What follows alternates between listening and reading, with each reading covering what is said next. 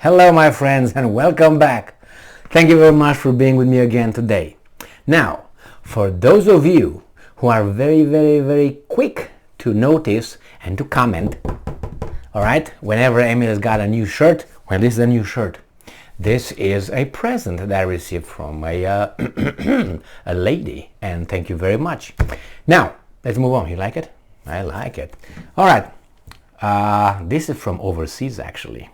So it's not from America, that's from other country. All right, so let's go. This article comes from Sputnik. Sputnik from today, the 29th of November 2022. The White House hopes to force a deal. Well, that's a different story. Macron arrives in Washington. It's not Biden who wants to strike a deal, but it's actually, what's his name? Macron tries to strike a deal. So Macron arrives in Washington and tries to revive the economic love and happiness between Europe and how do you call it? United States of America, right? So Mr. Macron, the president of France, visits United States of America as we speak. And he meets Mr. Biden for about 15 minutes. That's how much time he's got when he gets resuscitated. And he will be seen by Mr. Macron trying to mend fences, the economic fences between the two countries, and not only. If you remember, the United States of America took over over the gas supplies in Europe, liquefied natural gas, and I think they got right now about 45% of the market, the European market, in that. If you remember, Macron also, not Macron, the Americans also came with that inflation law that would prevent their country from getting worse in a chaos, and that is Inflation Protection Act or something like that. And that's a protectionist actually move coming from the US government, and the Europeans will try to counter that. They already started the process by Macron, not Macron, it was the foreign minister of France met with Scholz, and they signed some documents where they will cooperate in energy. That's one of the moves. Now Macron comes to the United States in a camouflaged, way, not to show that he's gonna bend his knee to Biden in a last attempt to change things. Nothing will change because it's not Biden who's in control. There are other people in control of Biden, and Biden is just the person who's gonna show up and say, hey, this is where we do it.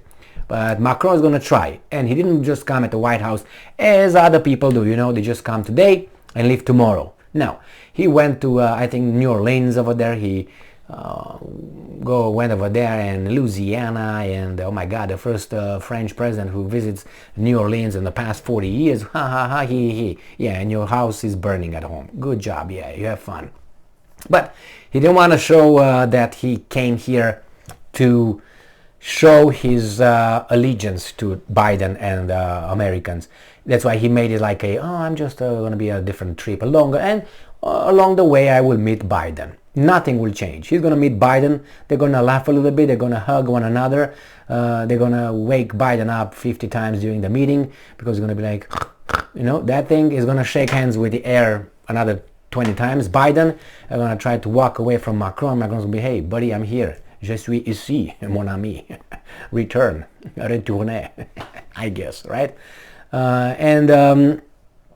Whatever this is trying to do something, nothing will change. Macron, I think this is his last attempt to convince the Americans, not to convince, to warn them. I think it's the last cry, that, hey guys, if you continue with that, this is what we're gonna do. We are at a breaking point, and the Americans will not do anything. Or maybe they will promise something here and there, but nothing will do, because if they change something, they would affect their constituency, and the constituency in a democracy will vote them out of the office. If you know what I mean. Yeah, okay. So this is what's going on with Mr. Macron. And I guarantee you, I'm inclined to think that, as I said, Macron will come back home with to Maison with nothing in his hand but his little balls smashed, and he's going to go home, he's going to talk to Scholz, and they're going to start a little bit of a revolution within Europe. Not too big revolution, because the United States is going to smack them around.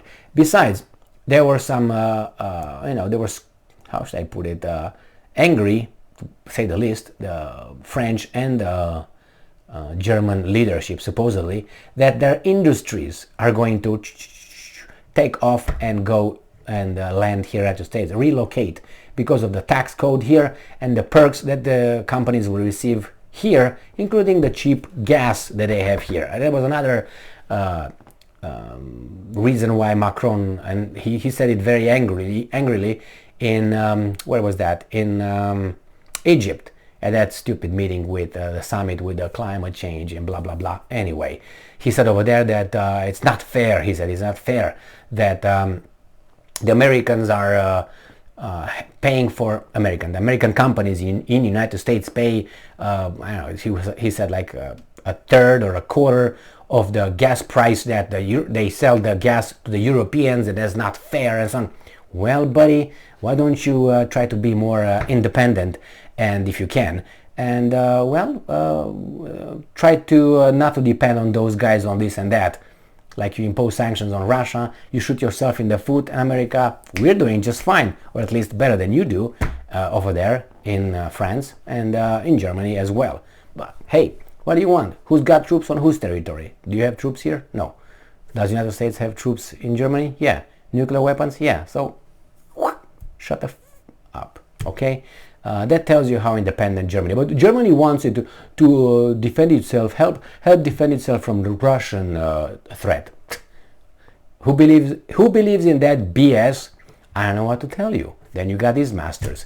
Oh, well, you can't afford having the Russians blackmail you with gas, with Nord Stream 1, Nord Stream 2. You gotta get rid of that. They can blackmail you all the time. Okay, you made us get rid of that, even though blew up our pipes. Someone, we don't know who, because we can't say it now. The same as Kennedy. Well, it was Oswald. Yeah. Okay, those bullets, invisible bullets, fantastic bullets that come and go. You know, like you have an airplane flying and stops here and goes back. That's how the bullets were in Kennedy's case. Went in, out, turn around, do some backflips, and then went somewhere else. Okay, the same here. We don't know who blew those Nord Stream 1 and Nord Stream 2 pipelines. I think it's not hard to even guess in a proportion of 99%. Anyway, so the thing, they cut them from the Russian gas, and guess who came to save the day? United States is the one who can blackmail Europe. But United States are the good guys, just the guys that are going to get your industry, and you're going to depend on. Congratulations, Macron. Thank you.